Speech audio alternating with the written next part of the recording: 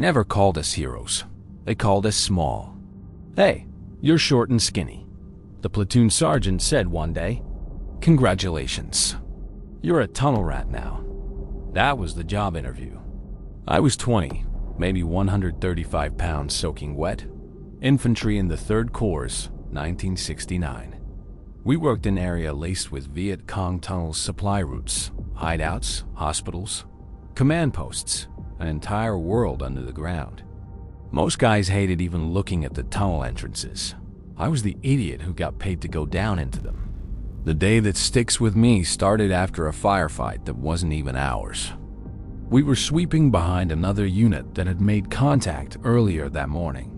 By the time we got there, the shooting had stopped, but the place still felt angry. Trees splintered, brass on the ground, bloodstains in the dirt. The jungle had that smoky chemical smell from grenades and gunpowder. We moved in a loose line, eyes on the ground and the trees both. The sun filtered through the canopy in narrow beams, making everything else darker by contrast. "Got something," one of the guys called out. He was pointing at a patch of earth under some roots. Looked like nothing at first. Then your eyes adjusted, and you saw it. A round hole about 18 inches across. Just big enough for a person who didn't like themselves very much. I walked over. The entrance was neat. Edges cut smooth. No fresh boot prints, but the soil around it was packed in that way that says, "We use this a lot." "Lucky you," the platoon sergeant said, looking at me. "Yeah," I said.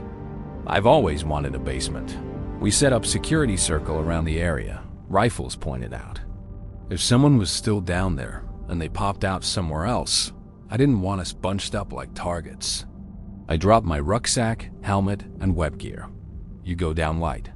Just a pistol, a flashlight, a knife, a couple of grenades, and more nerves than brains. That day I carried a .38 revolver instead of the usual .45. The .38 made less noise in tight spaces and was less likely to blow my eardrums out. The flashlight was a beaten-up angle head with a red lens I'd taped looser so it wouldn't click too loud. "Same drill," the platoon sergeant said. "You don't like what you see, you back out. We're not in a hurry. Nobody down there is worth you not coming back." That was nice to hear. Didn't change much. I lay on my stomach at the entrance and shined the light in. The tunnel sloped down, then leveled off, just a narrow dirt throat. The air coming out was cool and smelled like damp earth and old sweat. My heart rate picked up. Happens every time. Your body knows you're about to do something stupid. I took one last breath of hot jungle air, flipped the light off to save the battery, and slid in. The world shrank fast. Dirt pressed my shoulders and back. My elbows brushed both walls. The ceiling was inches from my head. I could only move by pushing with my toes and pulling with my fingers, like swimming through mud. Every sound was louder. My own breathing sounded harsh. Dirt crumbled under my palms. A bit of root scraped the side of my face. Somewhere above, faintly, I could hear someone shifting their weight. Maybe one of our guys. Maybe my imagination. I moved slow. You don't rush in tunnels. You feel ahead with one hand, flashlight and gun in the other, ready to freeze if something doesn't feel right. A tripwire, a change in air, anything.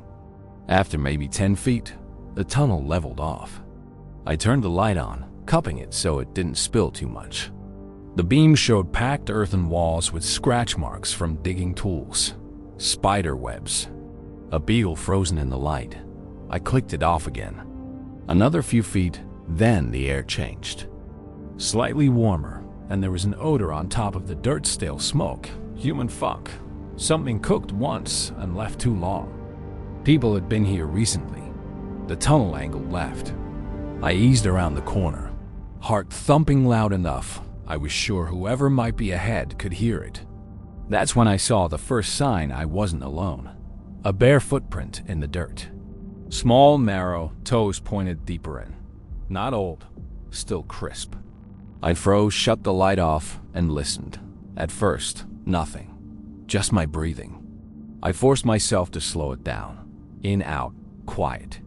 Then I caught it, very faint. A shuffling sound, maybe 20 or 30 feet ahead. Something like cloth brushing earth. I swallowed. The handbook solution to this was drop a grenade and back out. Real life was Messier. Sometimes tunnels held civilians, wounded, or information command wanted. And grenades in tight spaces can bounce in ways that get you killed just as quick. I slid forward another foot, gun up, light off. My mouth was so dry I could taste dust grains on my tongue. The shuffling stopped. We were two people in a dark throat of earth, listening to each other breathe. I thumbed the flashlight on for half a second, a strobe more than a beam.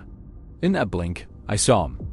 A man crouched at the next bend, maybe 15 feet away. Black pajamas, skinny, eyes wide and mean. One hand on the packed dirt, the other around something metal. I killed the light as he flinched. You don't think in sentences in that moment. It's all reflex and training and fear. I heard him suck in a breath and scramble. The sound came closer, fast. I fired twice down the tunnel blind, the 38's report deafening in the confined space. Dirt shook loose from the ceiling, sprinkling my face. A shape slammed into my legs. We tangled. My boots slipped in the dirt as he clawed forward, trying to get past or through me.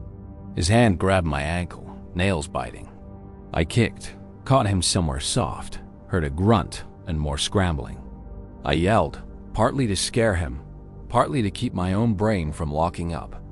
Tunnel contact. I shouted, even though nobody topside could do much about it. He lunged again. This time, I saw the glint something in his fist. The next shot I took with the muzzle almost against his chest. The flash lit the tunnel like lightning. For a second, I saw his face clearly. Young, sweaty, teeth bared, eyes more scared than angry. Then he sagged. My ears rang. A sharp pain stabbed them with each heartbeat. Smoke and cordite crowded the small space, mixing with the dirt and sweat. For a few seconds, I just lay there, panting, my whole body shaking so hard I thought the tunnel itself was moving. Then training nudged me again. Clear the body. Clear the space. Get control. I wedged my shoulder against the wall and wriggled enough to slide past him. His hand loosened, dropping what he'd been holding. I shined the light down. Homemade grenade. Rough metal, taped fuse. He'd been trying to bring both of us down. Not today, I muttered, more to convince myself than him. Past his body, the tunnel widened slightly into a small chamber. Maybe 6 by 6 feet, ceiling a little higher. A couple of dugout nias in the wall held cans, a few documents in plastic, and a battered kettle. A sleeping mat lay in one corner, still warm when I touched it. I swung the light carefully, watching for wires. None I could see. Still, my nerves were on such a hair trigger that every route looked like a triplin. Gold for the intel guys. Normally, I would have kept pushing to see where the tunnel went next, but my hands were still trembling, and there was a dead man 10 feet behind me who'd almost turned us both into a smear on the walls. I made the call. I pulled the maps, radio, and pistol into a pile, tucked the documents into my shirt, and backed up carefully until my boots touched his legs again. No movement, no breath. I grabbed his wrist. Nothing. My heart did a weird flip. Part of me was relieved. Part of me hated that I'd had to check. I backed the rest of the way out, feet first, dragging the captured gear behind me by a strap. The sunlight hit my face like a slap. Everything felt too bright, too big. Hands reached for me, pulling me the last few feet out of the hole. Someone clapped my shoulder. "You good?" The platoon sergeant asked. I sat up, squinting, ears still ringing. "Yeah," I said hoarsely. "1 Kia, 1 cash. No booby traps that I could see in the first chamber. Didn't go deeper." He had a grenade. I showed him the maps and the pistol. He nodded, face giving away nothing and everything at once. "We'll get the engineers to blow it," he said. "You've done enough down there." One of the younger guys, Lewis, stared at the tunnel entrance with big eyes. "Sergeant, how the hell do you go down there like that?" he asked me. I shrugged, though my hands still wouldn't quite stop shaking. "Same way you walk, Point," I said. "One foot in front of the other, and try not to think too hard." He snorted. "If that's your pep talk, I'm never going down there." "Good," I said. "Hope you never have to?" The engineers came up later with their charges and hoses of C4. They asked about the layout. I sketched it rough in the dirt. The main shaft, the bend, the chamber. "You sure there were no side tunnels?" one asked. "Sure," I said. "No, pretty sure I didn't miss any in the first 20 feet. Yeah. You want more than that. You go get yourself a .38 and a flashlight." He held up his hands in mock surrender. "No thanks. You tunnel rats keep the fun stuff." When they blew it, a concussion thumped our chests. The ground shuddered, and a plume of dust puffed from the entrance before collapsing inward. Somewhere under our boots, timbers snapped, chambers caved, and whatever else was waiting down there got buried. That night, lying on my poncho liner, I stared up at the underside of my hose cover, thinking about that kid in the tunnel.